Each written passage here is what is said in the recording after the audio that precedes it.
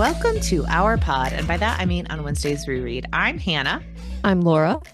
And we are two best friends who do a deep dive into a new book series, one book at a time.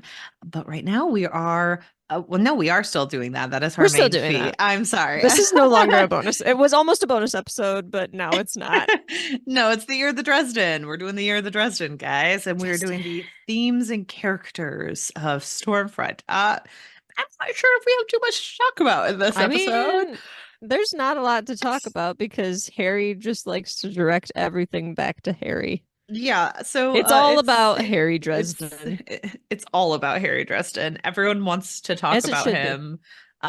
Yes, but before we get into what I'm gonna be interested in hearing our thoughts on, Laura, what are you reading, watching, and or enjoying? Okay, so for watching, I binged all of the Tales of the Empire, and I have no idea what that is. so these are the like anthology short series that they've been putting out Ah, for the uh, Star Wars. Star Wars. They released it on May the 4th. And Mm. hello there. Uh, they they reme they, did you get that Obi-Wan reference or no? No, Oh, okay. but this is definitely where our two interests diverge because there is a movie or no, the BBC Pride and Prejudice. My family used to laugh a lot Uh-huh. because in it, Mr. Darcy, like Lizzie just found out that Lydia Bennet has like run away with Okay. Mr. Wickham and she's like super upset and Colin Firth is there, being nice.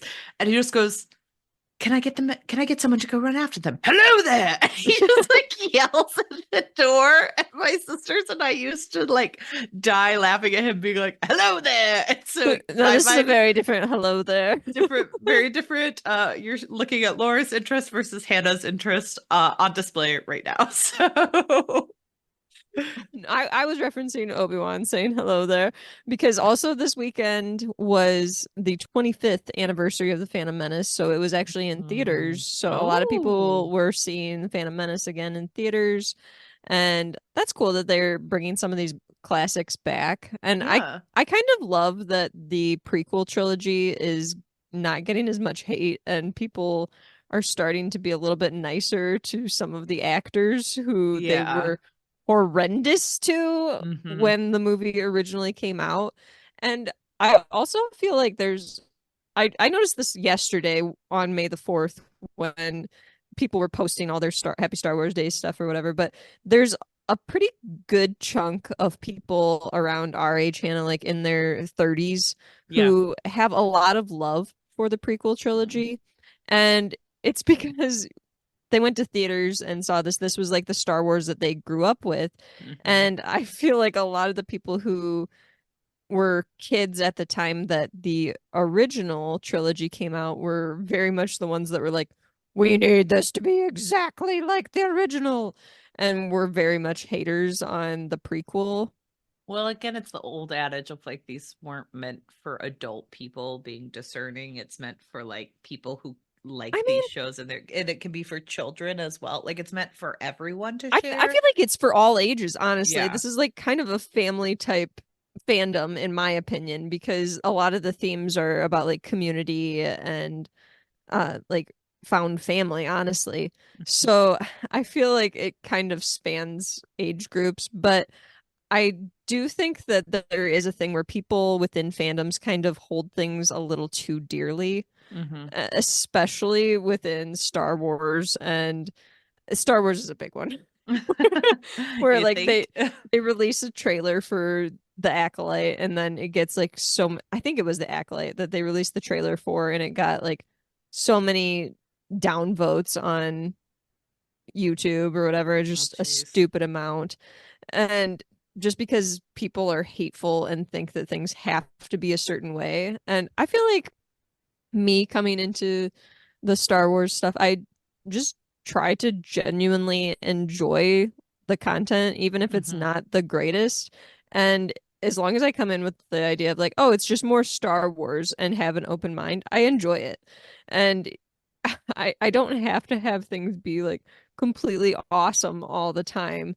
And sometimes you're surprised and they are really awesome. And other times just like, you know what? This is fun. It doesn't matter because it's just more Star Wars content and it's cool to be within this galaxy and Yeah. this world.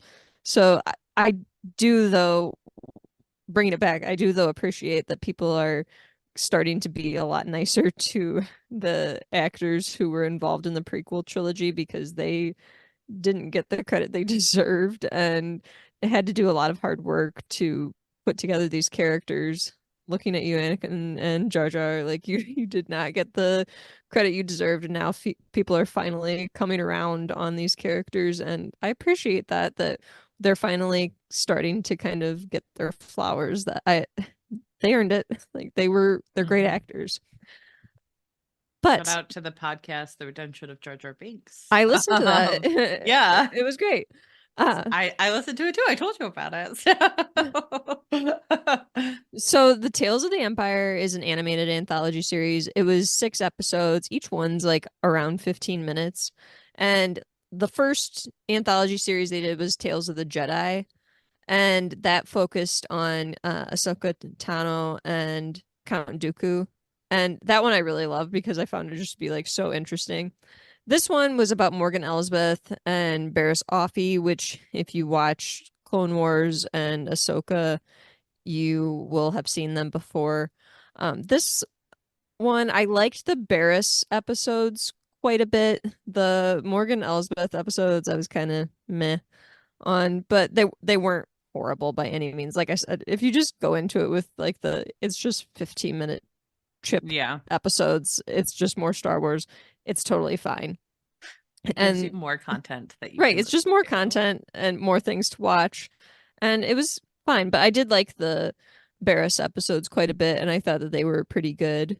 I also have been watching Bad Batch because I had watched the first season and then I never watched the second season for whatever reason. I just probably got burnt out on watching like too many animated shows because I feel like that happens to me.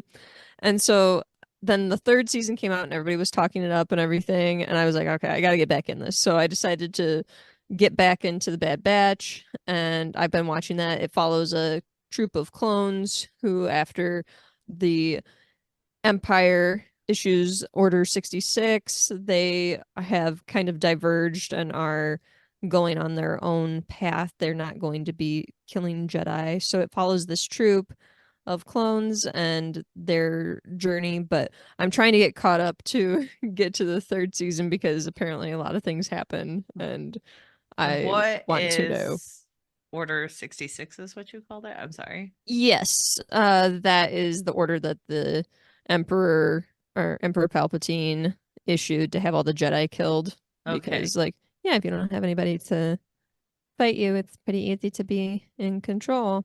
I mean, I think that that's a lot of dictatorial people. Yeah, makes sense. But Yeah. basically, it ordered all the clones to kill off the Right. Jedi, and Okay. also that's just like that famous scene Right. from well, you would probably recognize it. It's even in memes where Anakin comes in and kills Padawans. Yeah, I do remember that story beat, and yeah, I barely remember watching those movies, but Yeah, I do Revenge of the remember that Sith. being a huge plot point.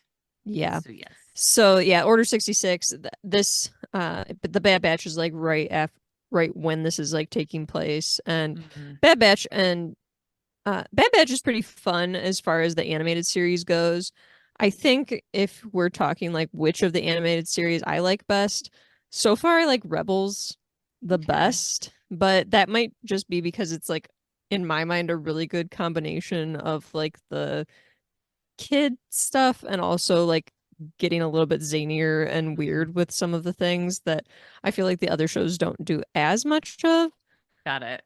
I kind of like how Rebels goes out there a little more and kind of expands things. Mm. And that was kind of neat. But I also, Clone Wars is pretty good too. Just the regular Clone Wars show. Not, I haven't really developed a big fondness for the movie, but people like that one a lot, I guess. But Oh. Rebels, I think, so far is my favorite. And then Bad Batch, I'm not done with, but I'm working through so I can be caught up and figure out what everybody's been oohing and ahhing about.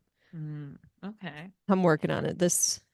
My brain has like been not wanting to take in a lot of information. So I've been just kind of slowly watching some Star Wars stuff and then just rewatching some of my shows that I watch all the time that nobody needs to hear about because they know I'm rewatching them.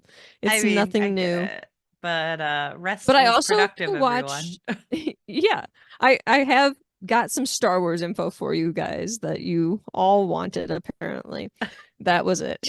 So, uh but I also read Pet by Akwaeke Emezi.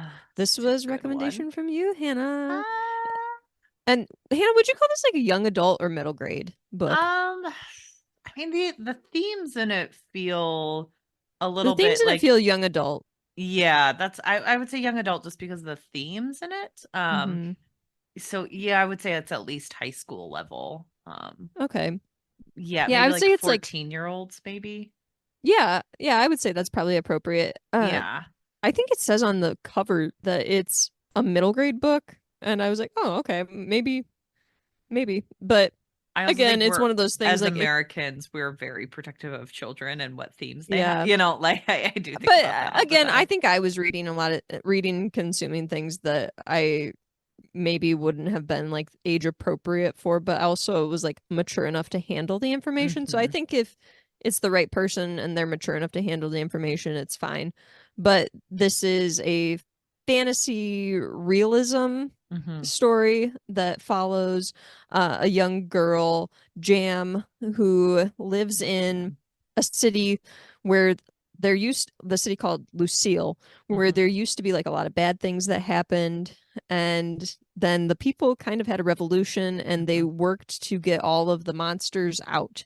Hmm. And her parents were part of this revolution, and her mother is a artist, and her mother's bitter, and her dad is aloe, and they are great parents. They're supportive. Her Hmm. mother is an artist, and one of her mother's pieces in her shop Hmm. one day comes to life, and Yep. it's this hard to describe being that ends up calling itself Pet. Yep. And Pet reveals to Jam that it is there to help her find monsters Hmm. in their world, and that there are monsters in a place that Jam doesn't really expect there to be. Hmm. And she's also like a little bit uh, It's hard I guess because denial is the word to use. yes. I feel like the characters are in denial when they are learning about the possible presence of a Hmm. monster in their world because they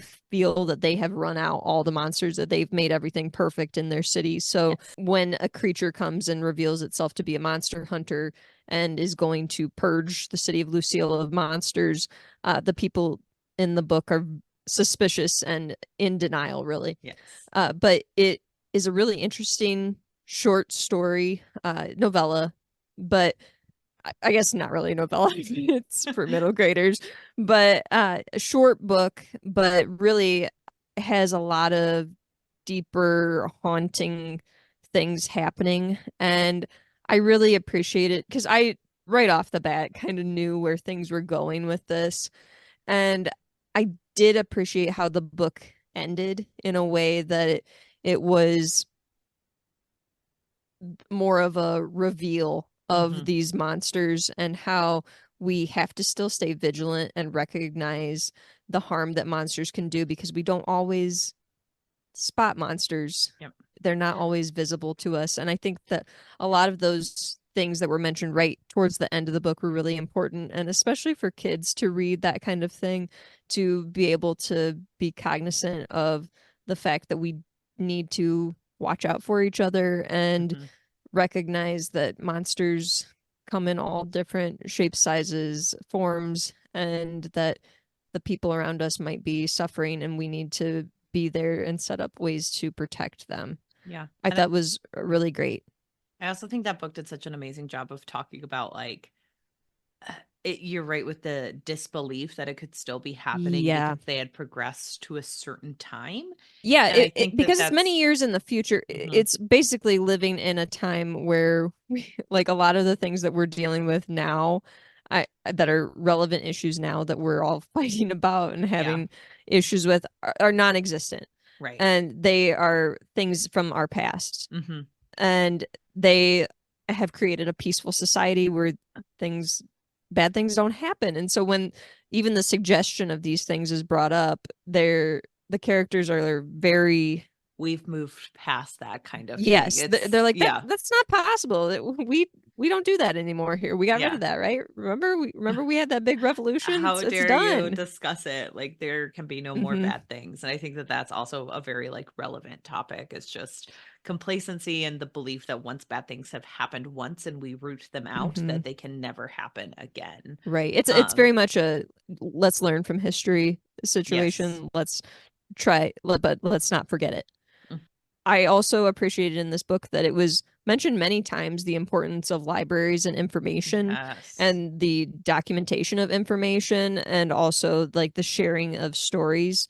These were all themes within the book. And Akwaeke Emezi, they do just like a really awesome job of subtly working in themes like this.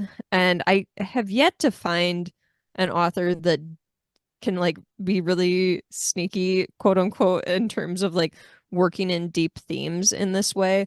Hmm. But Emezi does a great job at this. And especially I want to say that this is one of the better young adult books that I've read in quite a while because it does handle some heavy things. And I just really appreciated Emezi's writing and their style and the way that they were able to work these things all together. Yeah. That's Really awesome. great book though.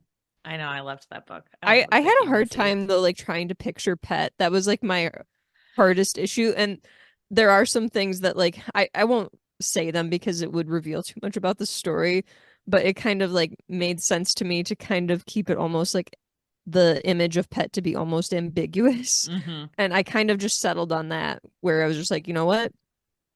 Ambiguous, I'm gonna go with that. Yeah, I would agree with that. I think that the way Pet is described is very like specific and like ephemeral or ephemeral. I keep saying Ephemeral. ephemeral. Hmm. And so I think that that's kind of the intent. Yeah. And so it does make it confusing to picture, but that's also what makes Akwaeke Emezi like such an interesting author because they will play with your mind in ways you didn't expect. Yes. Absolutely.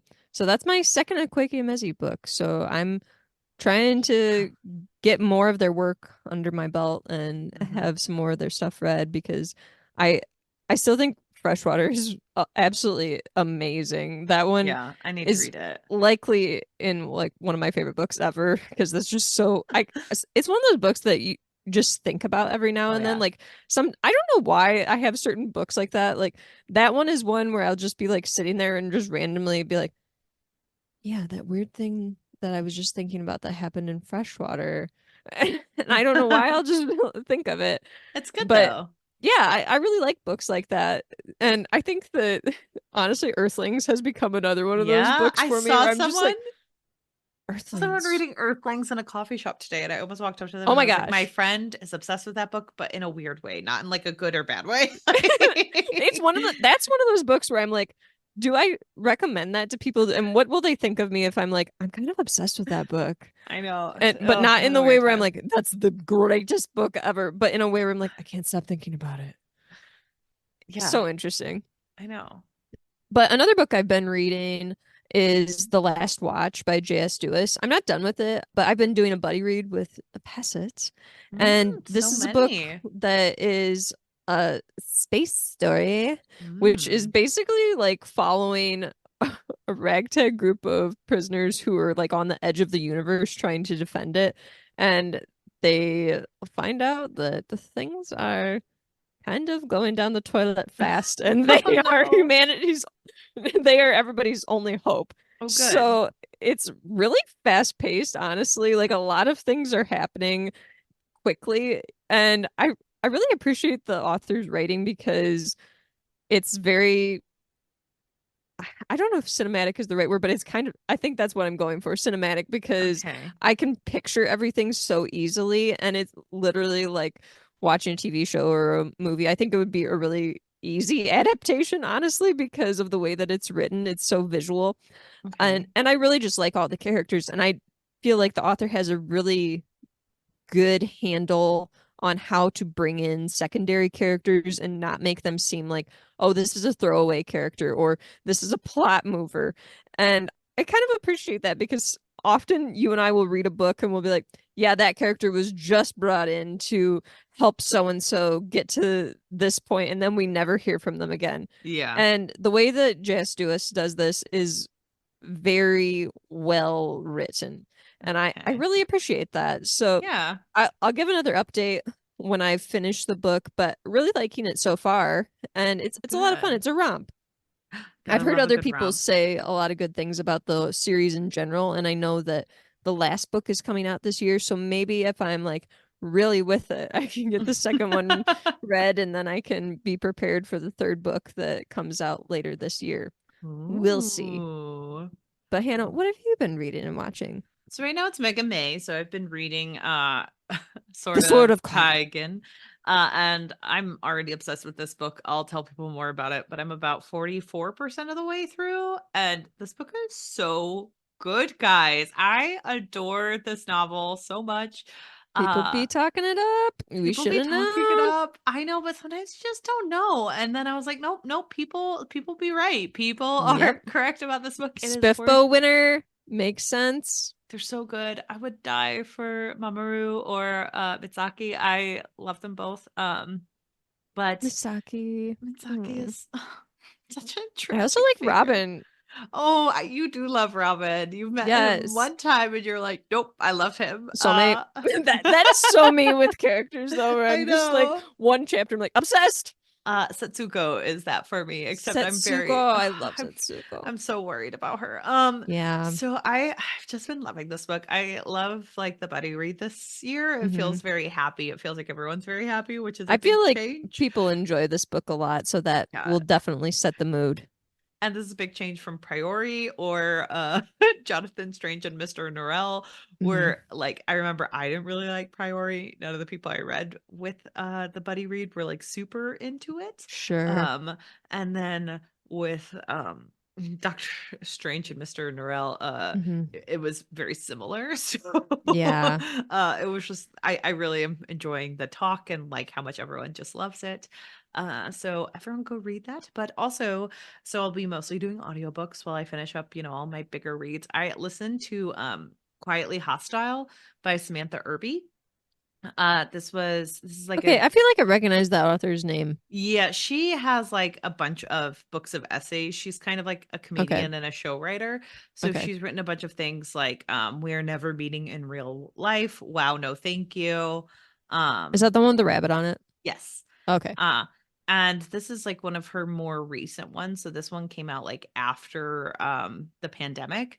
And it's my Okay. first one of hers. I just kind of like picked it up because I saw it on Libby and I was like, oh, it's available. I'll read that. Or like I don't know what made me pick it up because I think I Hmm. put it on hold, but like I put it on hold for something. Uh and it's a great time. It had me laughing out loud. Like she's kind of an in-your-face author. Who was I talking to? I was talking to someone who was like, "Oh yeah, I just read this nonfiction book on this. It was like this really deep thing." And I was like, "I read Samantha Irby's Quietly Hostile, and a third of it is about her irritable bowel syndrome." So we had two different energies.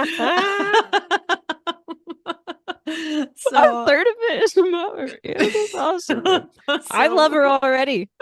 it was it was so funny. It's like really in your face. Like the first section of the book is her talking about like a sexual relationship she had where like she found out part of the way through that he had a pee fetish and she was like and it went on for far too long than what I should have done. I should have said no. And Like urine. yeah, like like he Okay. had a urine fetish. And it's just Okay. it kind of like bounces around her entire life and she kind of makes jokes like, yeah, in my first book I like walked everyone through my life through my 30s. It sounds like she has like a pretty significant life. Like her mom had her later in life. Her mom had her when the mom had already been diagnosed with MS. So for a Oh long time she wow. was in foster care because her mom could no longer take care of her. Oh jeez. Um and I guess like her mom had been told to like not have a child at that point in time. Hmm. And so Just she from the like progression of her disease. yes. And so Okay. she kind of has like a lot of like specific things. And like she tells a very funny story about her mom like dying in the hospital room and being very rude to her in the last moments of her life. And it's just like so, Oh, but like in this book, she's like, yeah, in my first book, I like walked everyone through my life up until my 30s. And like had I known I was going to write another book, I would have strung it out farther.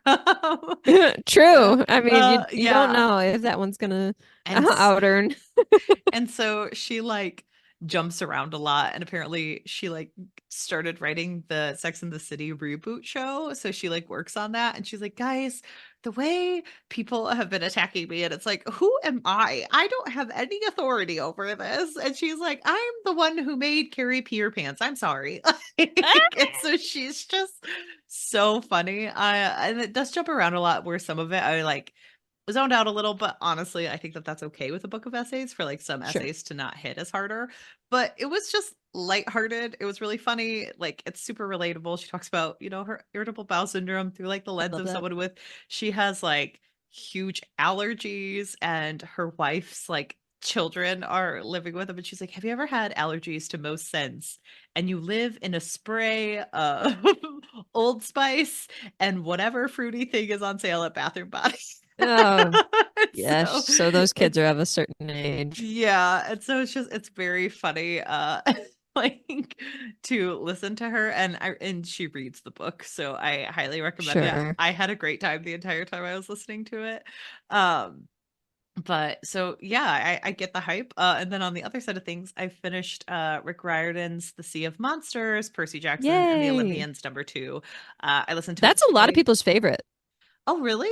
I Yeah. mean, I do think I preferred it to the first one. I think it just has like a Hmm. better clip. I think it does a lot more emotional stuff than the Hmm. last one did. Um, and it was very funny. So I thought there was good progression with like the children characters.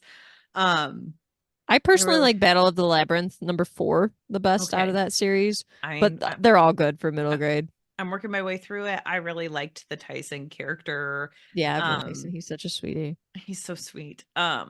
Him and Rainbow, I thought that was very cute. So, Yes. I listened to both of those, and so I've just been having the best time. And then for what I've been watching, I watched the new Zendaya film, not Dune, guys. Haven't watched that yet. Challengers. Challengers. I went to the movies and I saw Challengers, and How was it? I really liked that movie. Really? It's been I thought getting so much hype. I know, but honestly, I think it's getting so much hype because this is my opinion, and I'm sure someone has said it, so I might be stealing someone else's smarter opinion than mine. I think we're a little bit starved for movies that are just movies. Okay. Like, if you think about it, all the movies we watch nowadays are like someone so and so saves the world, or they have to be these They're like huge, huge giant productions. fandoms. Like I Yeah. feel like everything has to be like part of a huge thing. This is the next Star Yes. Wars, or this is the next this or whatever. And it's like, does it have to be? Can we just And so have this like a standalone? this movie is incredibly cinematic. Like it's still like I think an expensive movie when you're watching Okay. it, like the way the clothes are on the people, it's expensive, everything. And like the music pounding in it is very Sure. well produced. So it's not like a cheap movie, it's a Zendaya movie. Um, but it is a self-contained, like I would say, how you talk about how you're like a lit fic girly. It is like Mhm. a lit fic book, and I Okay. think we don't have enough of those. Um, where it's just about the relationship of these three characters. You don't really see much of their outside life outside of their Hmm. own interactions with each other. I was expecting it to be hornier than it was. I would say it's not that horny. It's like very homoerotic or like They make it erotic in seem certain like it's things. very much a like a sexy I book, would or not say book, movie yeah. from I would the say that it's promos. sensual, but not quite sexy. Like, I don't think Okay. it's like super. I was I feel like expecting. I expected a lot, but I was maybe. expecting my fiance to be uncomfortable, and it wasn't that sexy. Like, it was fine. Sure. um, so, but I really liked it. There's a song that like all the music is so good. It's like very clubby and very like Mhm. modern, Well, even though even this in is like the promo, there's that Rihanna song, and They time it Yes. perfectly with her like shouting, "Come on!" I'm like, yes. It's so good, Laura. And I don't want to ruin anything because it is like it's Mhm. told in like non-linear like timelines and it's Hmm. told like mixing up and like showing the messiness. And I just think like the Zendaya character is super interesting. She's super flawed, but in like realistic ways. Like where she's very open with these people throughout the entire thing. And then it's one of those where I'm like, if she gets bad flack, I'm like, she told you who she was the Right, entire right. time. And like they read into her more than what she is. Um, and like no character is good or bad, they're just people. And so Hmm. watching them interact is super fascinating. There were certain plot points that I was like I saw coming, but I still enjoyed watching the lead up, and it was because it was very like literary and it was very like foreshadowing and different things were happening. And legit, there is a song she plays, they play anytime like Zendaya is playing tennis, and it's called Yeah Times 10, and I've Hmm. been listening to it and it's been making me like go to the gym for the past couple days because it's so good. It like gets under Maybe I your need to listen skin. to it. Yeah. I need some more. I don't Will it know. get me to work out? I don't know if it'll hit your brain the way it hits mine, but there's something about like it's so good, and like the way she's playing tennis during it, I was just like, yeah, I love this movie. My fiance was like, I liked it. I thought it was fine. I really liked the tennis parts. But for me, it was very like lip fic, and it was just something that I Uh, haven't seen in a really long time, and I feel like that's we're cool. kind of starved for that in our movies a lot of the Yeah. time nowadays. Well, So and I was thinking too, like you mentioning that we have to have like these movies that come out that are like a huge thing, like they're the start of something new. yes. And it's like I I don't know if that's what we need, but also it makes sense that you're saying we feel starved of something because like look at the outpouring of like love for anyone but you. Like Yeah. we haven't had a rom-com that's been very Hmm. popular in a while. So I think just having some different types of movies besides always like the giant like sci-fi mega movie or like incredible Marvel or, Marvel like, movie, like yeah. people really want to see something that's just kind of like let's have some normal people doing normal things. And just like make them messy. I love to Yeah. see it. I love to see a man try to backstab people ineffectively. It's a good time. And then effectively somehow. I don't know. The guy from The Crown is in Challengers, isn't he? Yeah, he is. Oh, have a He hard time plays getting over like that. no, I mean I haven't watched The Crown, so Yeah. but he plays like it's so interesting. Like there's so many choices that they make that I was like, oh, I'm so glad they made that choice because like they try to like push him off like small spoiler, the smallest, so like Hmm. jump 30 seconds, but he tries to like push himself off on like this down on your luck tennis player who like really wants to make it. And then Zendaya is like, your family is rich. Just go ask them for money. You're doing this to yourself. And I'm like, Right. great. I love that they just like point out like you want the trappings of being beleaguered, but you aren't because you have a Right. fallback plan. And so I'm like, oh great, like this is super interesting. Um but yeah, I really liked that movie. It was really good. I highly recommend it. Oh, So, yeah. Okay. Cool. and then I Cool. just continued to watch Avatar: The Last Airbender and The Last of Yay. Us, which is both of them are breaking me emotionally. The Last So, of Us. Oh, oh my gosh, I can't how talk about it. We're gonna talk about it how soon, dare you bring but it up? I'm sorry. It's so good. I'm ready to be heard again. I just watched episode 7, and it was really, really Oh my gosh. difficult. Oh, that one is a rough one. I know. I didn't like it, but I loved Honestly, it. like every episode of that, I would be like, I'm crushed. I don't know how to go on. So this is when I watch with my old roommate, and like she and I are obviously no longer living together. We live in Hmm. different states. But like I texted her yesterday morning, like I woke up and I was like, hey, I have to watch The Last of Us like by next week because we're doing a TV Tuesday on it. Surprise everyone. So I was like, hey, do you want to watch it tonight? And we just watched it and texted each other. And we kept like texting, like, no, no, no, no, no, no, no, no, no. Yeah. Like, you just this move. I'm like, this show makes me feel awful, but also makes me feel old because watching 17-year-olds that look like 17-year-olds, I'm like, I have never felt older. Like, you Honestly, could. though, that is one of probably the most beautiful and terrifying shows. Like, I don't know how they were able to execute that show so I don't well, know. but they did it. Bella It's Ramsey it's deserves phenomenal. every award that gets thrown their way. Oh, Every award. oh yes. Ellie is adorable, and I love Ellie in the show, and I love Mhm. Bella Ramsey. So just, oh gosh, so good.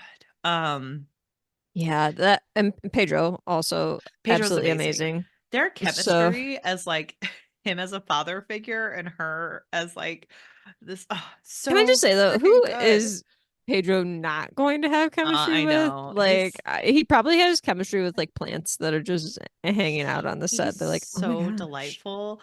And like even when you watch him in interviews with Bella, you could tell like there's just yeah, like this they're camaraderie that's friends. like so, but also age appropriate camaraderie where it's Yes, like, yes, I love Bella.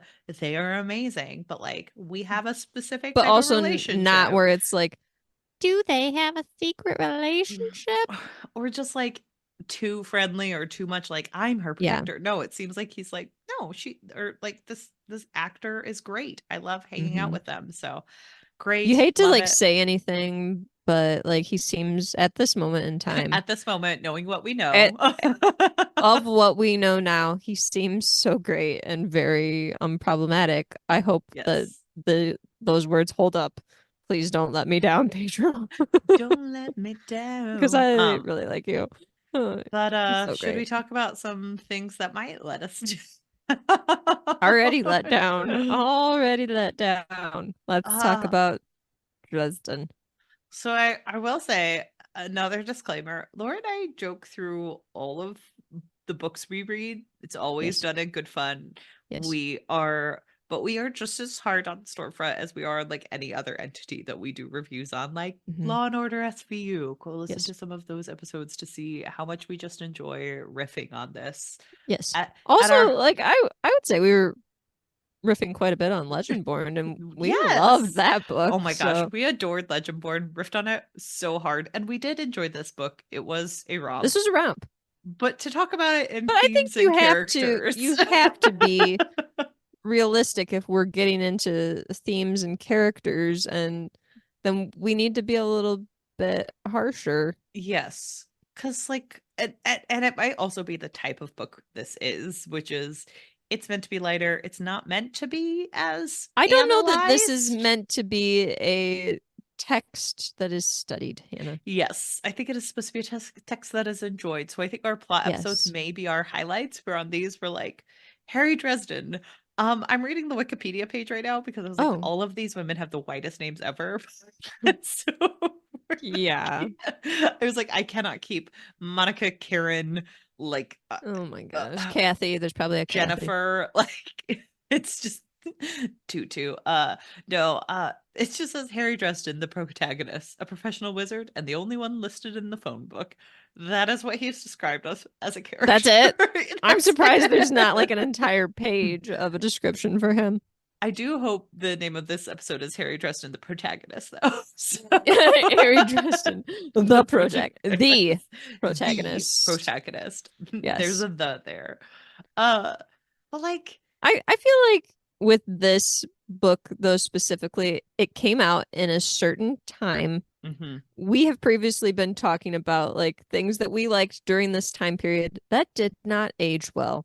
I no. think that we could also maybe credit this book as being a product of its time and Mhm. starring a type of character that at this moment in time was beloved Super but big. super problematic. Yes. And also, like when we were talking about discussions of House, that people during this time loved to love a problematic man. Hmm. And I think Especially that one that was happened right all the time. And like with Harry. Ugh. something I think that we don't focus on enough, like we mention it quite a bit, so I don't know how we could focus on it less, but Mhm. or more. But Harry is supposed to be like 25 or 26, and I feel like this Yes, novel does a disservice of making him so damn beleaguered. Because he like and the audiobook makes it worse because this yeah. sounds like such an old man who has been through it. Like the way that this is read, where with the sighing and the general lack of care because you can hear garbage trucks and maybe some food being delivered, some slamming of some other people in the background, those type of things. You get a general lack of caring for the production quality of the audiobook, and also just that actor is not feeling it with this, like the size and everything, to the point where me saying this is either the perfect audio narration because this feels like the character, or it's the worst because Yeah. this just doesn't seem right. This seems like an old man, and Mhm. we're supposed to believe he's 25. He sounds so old and tired, And so that's pissed the thing. I'm off. like, if we had this as a television series, and I'm watching a 25-year-old guy who thinks he's this, again, beleaguered, but he's Yes. not, I think that there is a level of comedy to that we don't always Yes. like see, just because the way the book is written makes it feels like this is a 40-year-old man who has gone through, which is also, we're Which not, also gives you whiplash when you're yes, reading some of these things, because I think if we were able to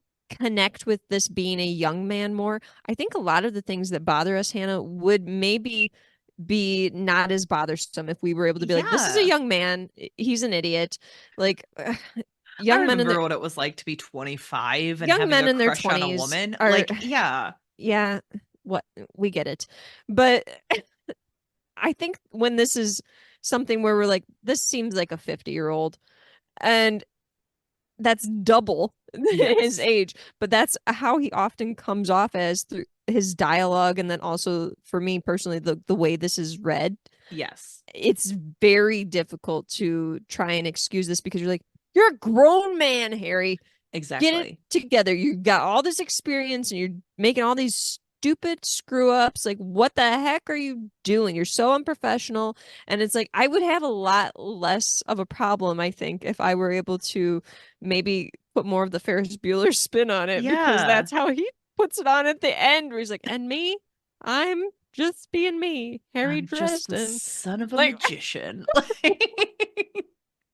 but I do think it's a little hard to connect it all, really, when you're Yeah. trying to, you know, piece together what Harry is saying and doing, and then his so-called experience and all his time that he has dedicated to his The craft and fact that everything. the It's just only like, one he's hanging out with is like Bob and McNally or whatever the guy's name is who owns the bar, Mac. Um, yeah, and I just, I feel like the book doesn't always do what it's supposed to be doing with Harry Dresden. Like it wants to tell you that that's what's going on, but then everything reinforces the other thing. Because like yeah, even when you look at it, I do think that it is pretty interesting, and they could have almost done something with the fact that like this book talks a lot about sex work, and not when Harry's yes, talking about it. It talks about it in a realistic mm-hmm, atmosphere where women have this as a profession, it is a legitimate job, and we're going to ask them questions. mm-hmm, And I'm like, oh, that's pretty interesting for a 2000s book. mm-hmm. But also, both sex workers are murdered.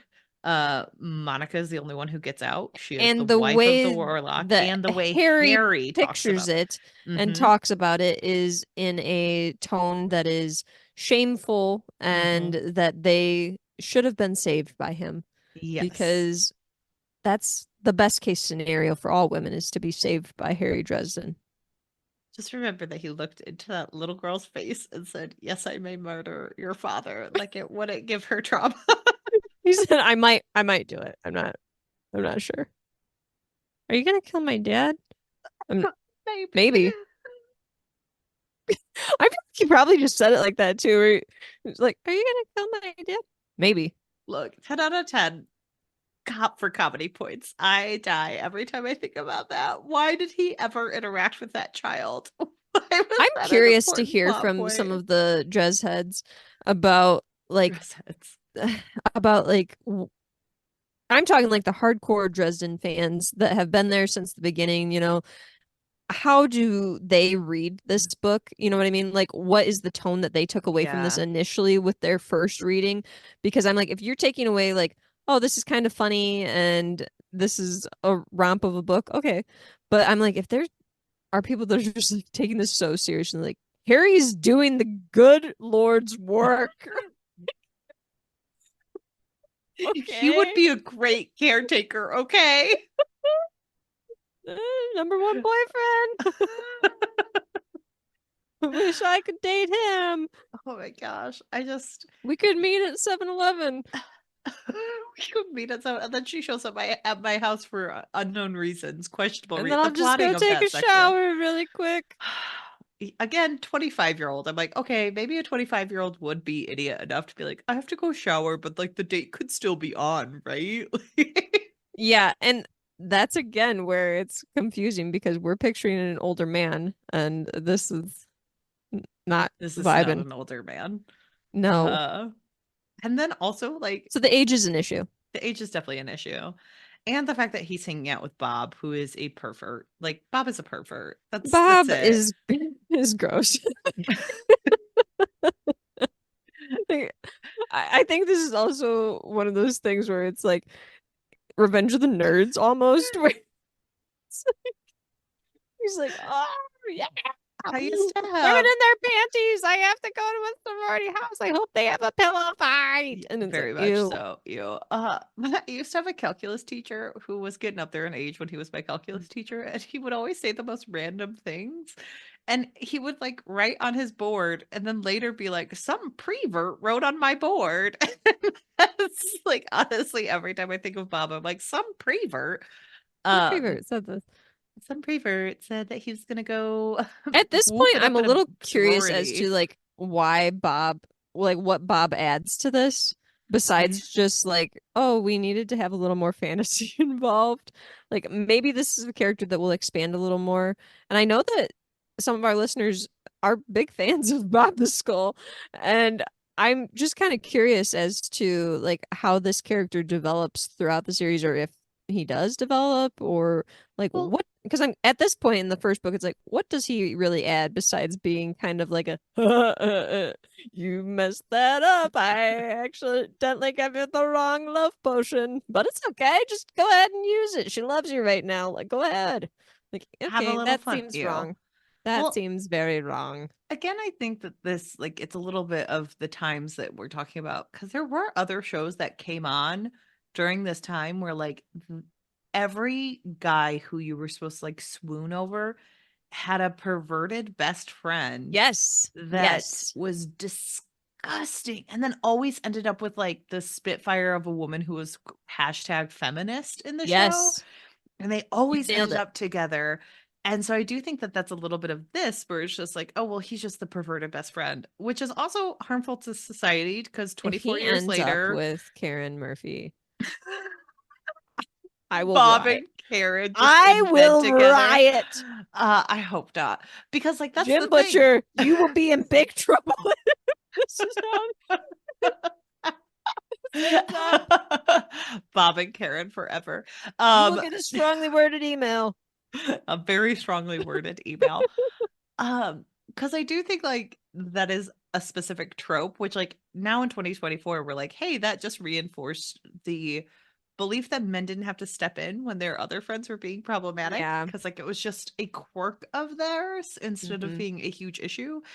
And so I do think that that is also like a format of its time that is Yes. very harmful nowadays. Honestly, this book is playing off so many like early 2000s tropes that Yeah. it's like you're drowning in them. Yes. Well, and it's like Tommy Tom Marconi, very like Chicago Irish mob stereotypes, like, and like Marconi is such a weird Can we get to character. Chicago in itself as a topic? Well, if you think Because about it, Laura, Chicago is really a character in this book. and the fifth character, Chicago. Chicago. Oh, I Uh, love that Brooklyn Nine-Nine reference. I miss you, Andre, so much. Andre uh, Bauer, we miss you. so I mean, Chicago is just handled very again, like this book Here's my feels like thing, it's Hannah. This is a story about Chicago written by a person who maybe went to Chicago a few times on some school trips. yeah. I don't seem to understand Chicago that much. Like, I don't think they do. I, I, Yeah, I don't you I lived mean there. Do you get the vibe that this book depicts Chicago fairly accurately? no, I mean, like, No. I think it's interesting that they talk about like the sub basement, like because a lot of Chicago homes actually have living areas in the basement Hmm. because we had to raise the street level at one point Yes. because there were issues with flooding. So like a lot of houses Yes. were built for more the first level being what happened to Hmm. be the basement. So the fact that he lives in a basement apartment, I'm like, great, cool. It's not a studio. That's a Studio. studio, Studio apartment. a studio apartment with a one bedroom. It's a one bed, and a base, and then a second basement. I'm like, okay, well, I guess you could maybe find those in Chicago where there would be a sub basement. I don't know where, but like when I'm trying to think of what type of apartment he lives in, I kind of think he's probably living in like northern area off the red line, maybe. And I tried to Probably somewhat Google. close to O'Hare because he gets around Chicago surprisingly fast. Yeah, but like he couldn't possibly live in like that's where it's confusing. Where it's like, but he's supposed to live near like this nice hotel area or like nice like apartment building area where the Tommy Hmm. Tom was staying, which didn't make sense. And didn't at And one point he had ended up like close-ish to Michigan Avenue? I don't remember that, but Is you're that probably me dreaming this that he was like running down Michigan Avenue like with his cloak flying around like a bat, or am I thinking of another spot that he was at running around? I have no idea. It For says some that reason, like sticks out in my brain. I was thinking Michigan Avenue, and I'm like, why was no one spotting this man running around? Like, well, and what? some of this I'm willing to let go of like, hey, it's a different like some of the like him running around in a trench coat. I'm like, whatever. It sounds like magic is everywhere there and people just Hmm. don't see it in weird ways, which is also a strange thing of like magic is very real. Also early 2000s, magic is very real. It's very in your face, but no one believes you. And you're like, you Hmm. have this man who you literally cannot look into his eyes without seeing your own soul. I But hate that. yeah, he's just I harsh in hate your that vibe a little detail. bit. Like That soul thing just, it's my least favorite. I bring it up every time, It's Laura. so easy to Oh. poke holes in. He's the son of a magician. I don't So know what he else. can't look at anyone. Yeah, like I don't know. And I'm trying to This is why it's hard for him to date because he can't it make a is genuine connection. he But getting can't back make to Chicago just briefly, I do feel like I've read other books and also like fantasy and light fantasy stories, like because Veronica Roth wrote books that were based in yeah. Chicago Yeah. and seemed much more like realistic because I believe the Divergent series was kind of No, set it was In literally set in Chicago. Chicago. Like and And you she could understand where you were looking at things, like it seemed realistic, even though it was not necessarily Chicago as it is currently. right. But also, Veronica Roth lives in Chicago. I Right. believe she is from Chicago. Yeah. But this to me gives off vibes of like listeners know I am from the state of Illinois. I have gone to Chicago a few times for school trips and to She has visit visited Hannah me. and to go to concerts. Like I do not know my way around there too much. I know some brief facts. I know where certain things are, and I understand that it's much busier than where I live. And Right. I feel like Jim Butcher maybe just likes Chicago when I was trying to write this story and maybe has a similar experience with Chicago as me. I could be wrong. Maybe he lived there and I'm just like throwing this out and being totally off I hand, don't but think I you it are. it doesn't feel like there's a super rich understanding of Chicago. I mean, I do Just feel a like we're just a giving him a lot of flack dear from the love. O'Hare thing, but like it's deserved because you can't get to O'Hare in 5 minutes Sure. at any point in time. It's at least 20 minutes for a Oh yeah. drive. Uh, and I think I like also there, just feel like the way that it's written, even just like the setting descriptions of certain places and like him walking around and stuff, it seems like a much smaller town. And I get like small town mystery thriller vibes from this. And that might just be his writing style makes me visualize that type of thing. and I could be way off base with that, but I just feel like I I'm mean, not picking up on the Chicago of it all. in defense of Jim Butcher with that one Yes. aspect and very small aspect, Chicago is a city of specifically neighborhoods where like Hmm. you could live in your own neighborhood and very rarely go to Oh yes, other very areas. isolated. And so it has like a very small community But feel Harry for is like traveling a he is lot. traveling a lot, and that's the problem is like he's running out to the suburbs of Naperville. Hmm. He's not running out to the suburbs of Naperville. He's running out to Some a suburb. suburb, some suburb. And I do think that like it feels like Jim Butcher wants to hide behind Chicago of like, well, it's a big area, so you don't know where he's at. But Yes. also he has all of the movement possible to live in this giant city. And I'm like, And also well, it's kind of a cover for like, oh, we need a place where there's a lot of crime mhm. and action. So But also it is specifically like mobster crime, which isn't as like interesting. specifically Yeah. Chicago's brand anymore. I don't know. It's very specific, and I feel like he does himself a disservice by not naming locations. Like I tried to do a quick Yeah, Google of fair. like where does Harry live in Chicago? Pretty simple Google. Um I'm not really finding that much. So it feels like he purposefully makes it vague. Yeah. So Harry gives me the energy of a 24-year-old guy living on the north area of Chicago. It's Hmm. a very specific like frat broy, I blame other people for my problems kind of energy. Not all Chicagoans, but it's a specific vibe. So I'm like, oh, well, it feels like he would live there. But then if I'm placing him there, how does he get to a southwestern suburb like Hmm. before 2 a.m. in a taxi? Like it feels like he In the wants Beetle it's when it it's not broke feels down. like Jim Butcher's doing what I do sometimes in my own writing, which is lazy, where I'm like, well, I don't really want to research, so I'll just make it as vague as Mm. possible. And it's like, okay, but like also Yeah. this is Chicago. It's one of the easiest places To Google. to Google and research and see what's going on there. That's like, And also, Hannah, you and I are probably thinking far too much into this because I'm sure there are people who read this book and they're like, I did not think twice about Chicago. We are just too close look, to the subject if material. he eats a hot dog at any point in time and puts ketchup on it, I am throwing the book across the Oh my room. gosh. What a travesty. It would be horrendous, Laura. Mustard Horrendous. only. Mustard and jardinera, okay? But That might just be a Midwest thing, though. Mustard on hot dogs. I I think don't that might just be know. a Midwest thing.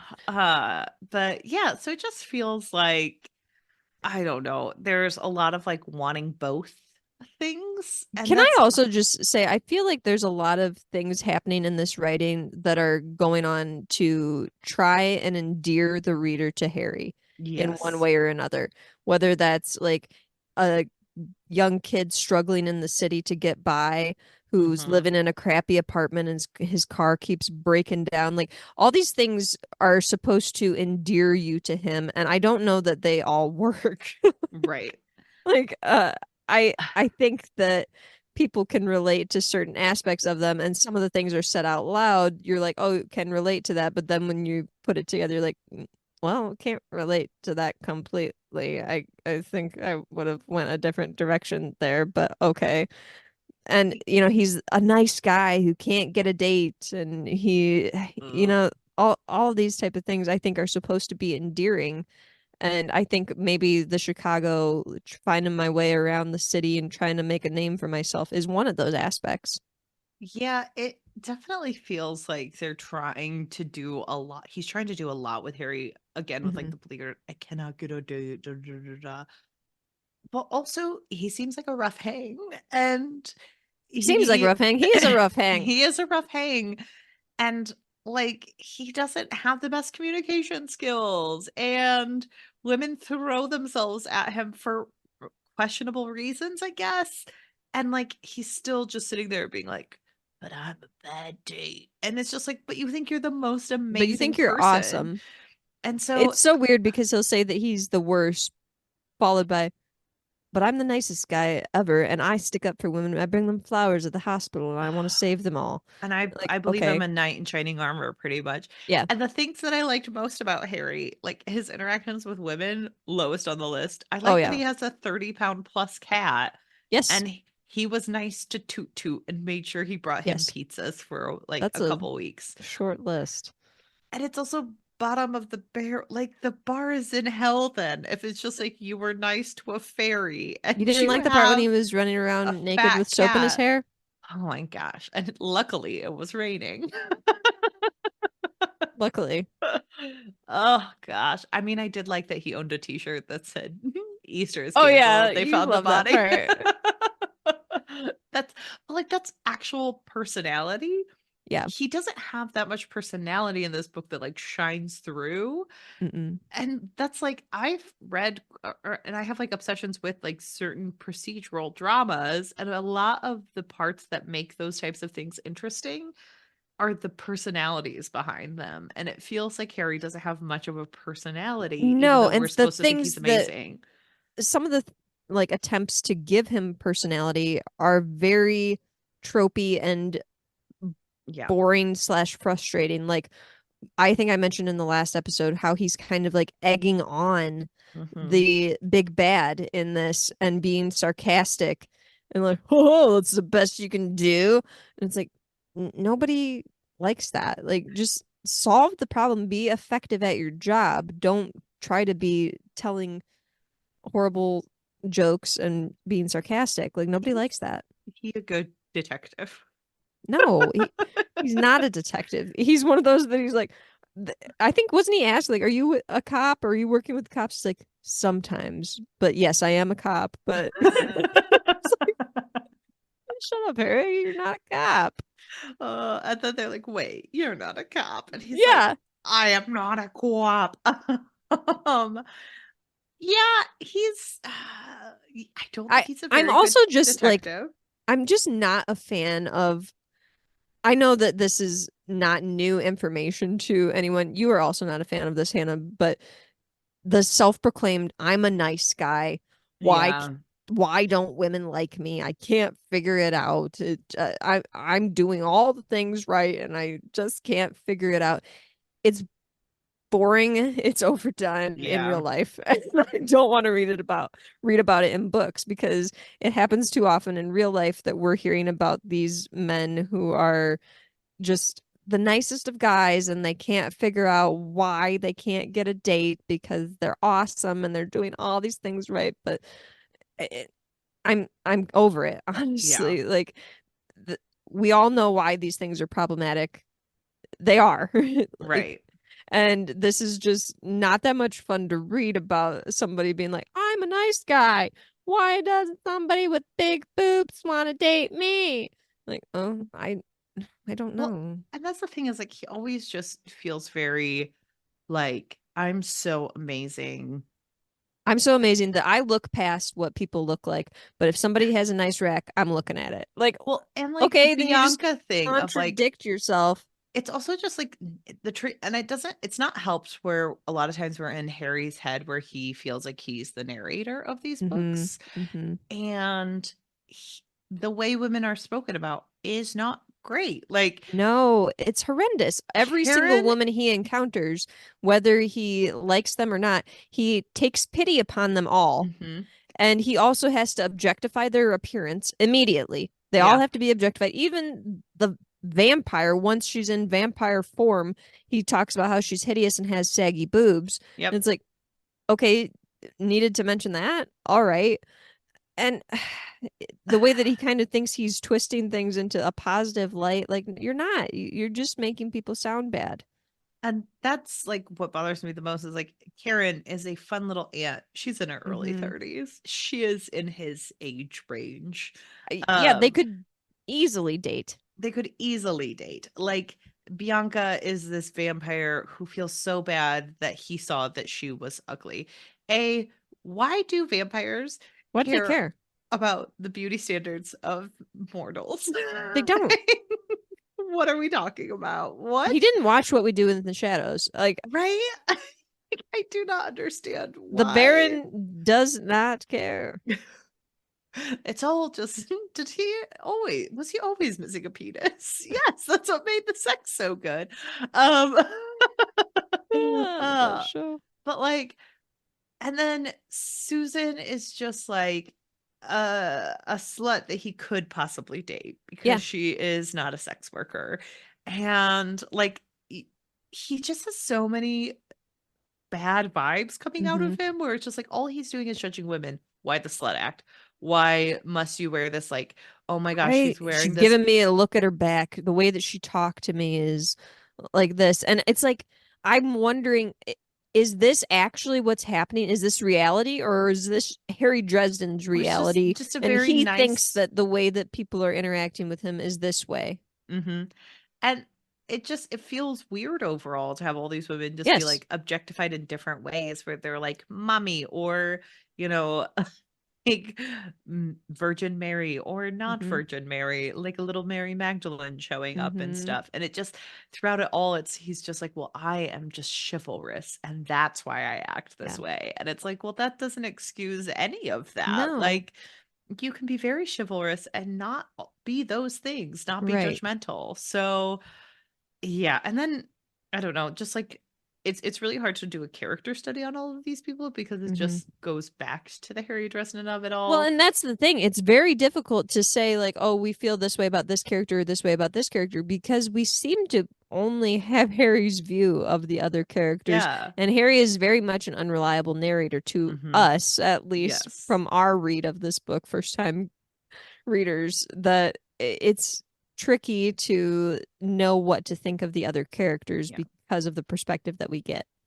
And that's like you have Morgan, and it's like, well, what do I have to say about Morgan other than he's ridiculous? Like, Mhm. but he seems to have a position of power with this White Council who are very powerful and did see fit to come talk to Harry. So it can't Yes. all be like the warden is out to get Harry.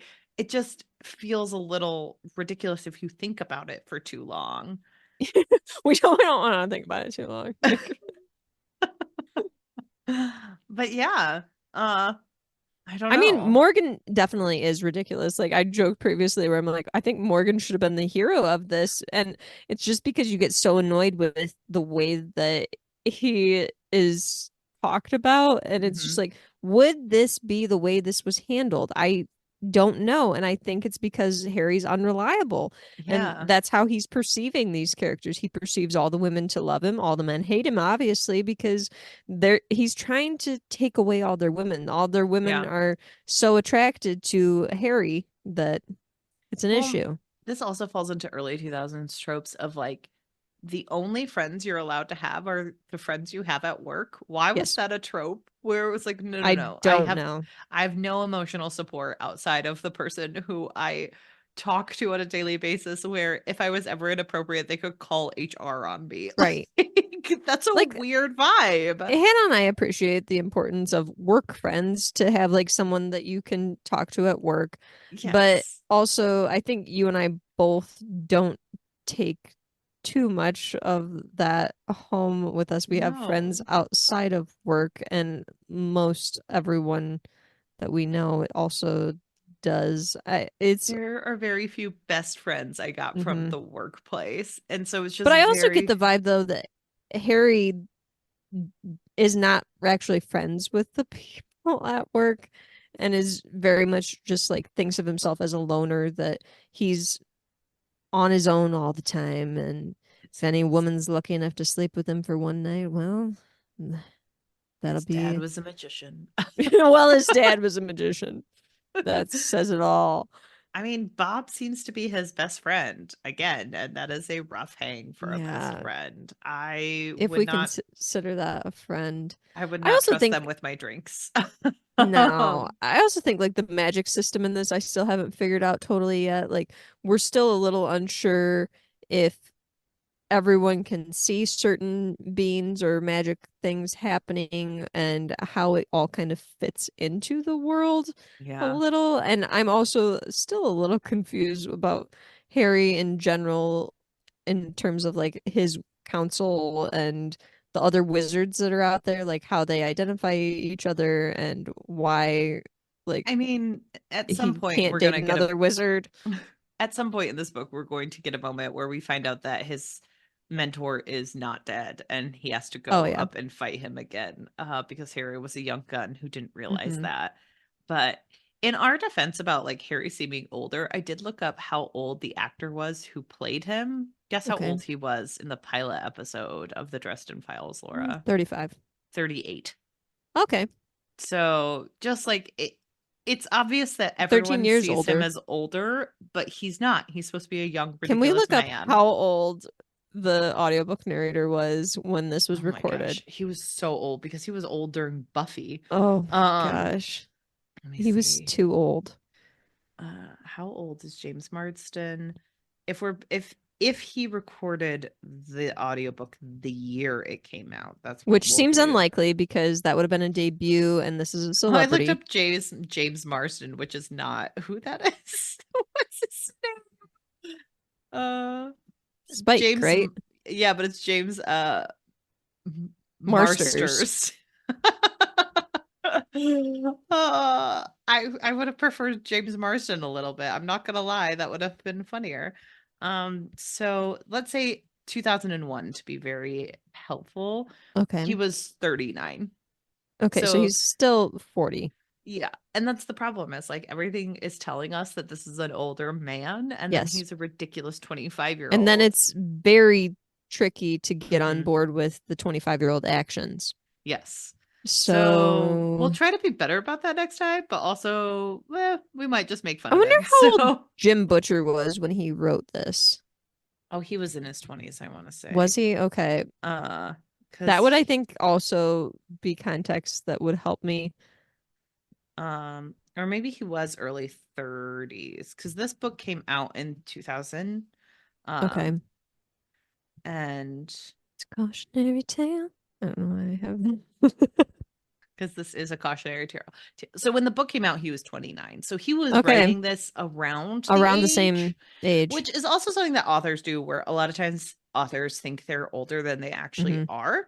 Hmm. And so I do think he deserves a little bit of the benefit of the doubt as like a Hmm. 28-year-old who's writing a 25-year-old and then probably gets caught up in it. And it's like, oh yeah, these 30-year-olds want to play him. And then it like imprints in our Yeah. mind that this is actually for much older people, like people our age, instead of Yeah. people who are like, because if I'm thinking about this, if I'm being very kind to this book, you and I Hmm. just read Legend Board, which we both agreed was a YA novel because Yes. that is what it is.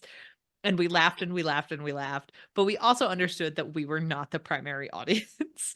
Yes. Unfortunately, I think we are both I in our think we're 30s pretty reading a book close that was to the meant for 23-year-olds, though. Like a lot of times it's I don't usually aged know. up a couple of I also years. want to say that, Hannah, you've said this before, like this is a boy book. I didn't read that or whatever when I was a kid.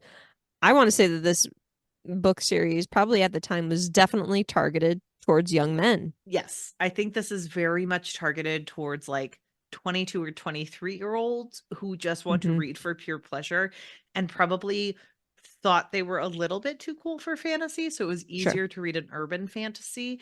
And I'm trying to think of like the books I like, even some romance books I read nowadays. The second I hear that the protagonists are 25, I'm always like, you guys are a little young for me, but I would Yeah. have eaten this up when I was 21. Because a lot of times you want to read books that are like slightly aged up than you are, so you I like have that always want to unattainable. read a book about somebody that's slightly older than me. Like I'm Yes. at the point now where I'm like, so I'm gonna be 32 and I want to Hmm. read books about like 35 to 40-year-olds. Yes. I don't know why that's the age group I want to see, but it's because when you're coming up upon that, that's what you're Yes. working towards and you're like, I feel And seen in them. a lot of people are trained to read that way. If you think about like Hmm.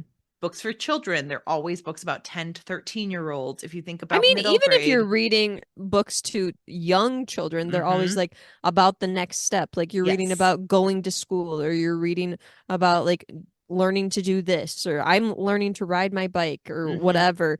You're learning about the next step. So I do think that this was meant for college age students who Okay. were like, "Oh, this is what it's like in my first apartment in Chicago." And like That's very fair.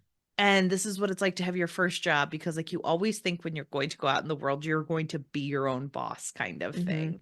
And so I do think it's a little bit of that like fantastical relationship. And so you and I Yes. are reading this about a 25-year-old who lots of people imprint the fact that he's older, including us. And Hmm. but that's because society has told us that he's Yeah. older. But technically this is meant for a 21 to 23-year-old man, most likely, Hmm. Mhm. who enjoys reading but wants a little bit of escapism. And so this is an easy escape. Does that Yeah. mean that we shouldn't look at it with a critical lens or point out that things are harmful in it? No, we get No. to point those things out because And this really, I is, think honestly the biggest flaws of the book are the ones that relate to women. yes, exactly. And that is again a product of its time. Hopefully that Hmm. the author improves upon these things as we go forward in his work because he's still producing this series. Hmm. So there is recent work that we can look at and be like, let's take a peek and see how we've improved here. Yeah. But I think if we're you and I are looking at that, knowing that this is geared towards the audience that you just said it was, Yeah. I think that you can still say this is a romp of a book and that it's Hmm. geared toward this audience and it's meant to just be escapism, but that does not mean that it's without flaw or Yes. that, Hannah and I as women can't read this and be like, what the hell? Right. It also doesn't mean that like that doesn't even make it even a little bit more worthy of critique because if you think about that, when does the nice guy trope become the most harmful? Usually for younger men who think treating their quote unquote like Yeah. friends a certain way gives them the permission to have a romantic partner with them when that's not Hmm. actually the case. So, or Yeah. the right to have them as a romantic partner, because we both have had the nice guy trope mostly thrown at us during our Hmm. college years. Yeah. So, And um, like in real life. So like I'm yeah, I'm just over it. yeah. So, So that is something to keep in mind. Like, obviously, we can recognize this is meant for a younger group of people, mhm. and that can be just as harmful, similar to the Yeah. legend born discussions we're having, where we're like, oh, please don't teach young girls that a boy who treats her like this is okay. Like, Yeah. yeah, Let's not teach young men that this is that everyone what you wants should. you. It's just that your eyes are too soulful.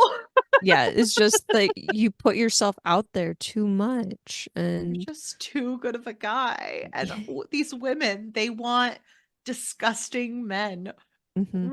Why was that ever something that was just colloquially accepted? Like, it's not me. It's just women like shitty men. What? I hate that that's a thing. Like, Wh- Why did so many people buy into that? That's such a strange, like, no, you just have it. Like, okay, yeah. Sorry.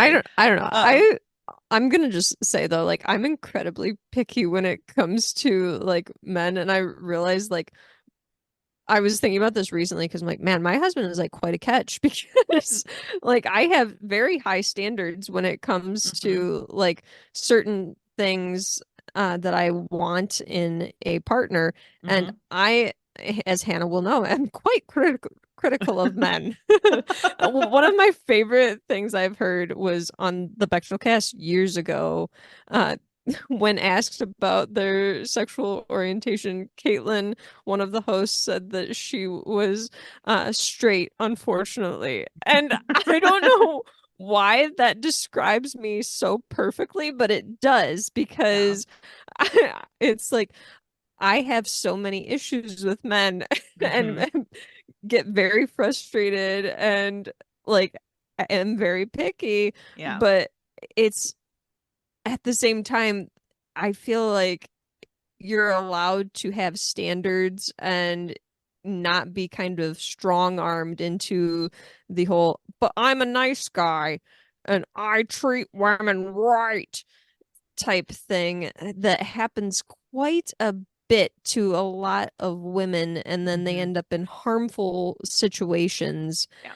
and it I don't know when I read about these kind of men in books even like fictional ones like this I'm just like man I what a catch I married Yeah. because he has so many good I will traits. say there are many things that I could say about myself. I was not the best partner to a lot of people, but I also did not pick the best partners for me because I did buy into a lot of harmful tropes that people read about. I Yes. did buy in to the a man has to make me feel bad in order for Yes. me to feel something. I bought into that so hard.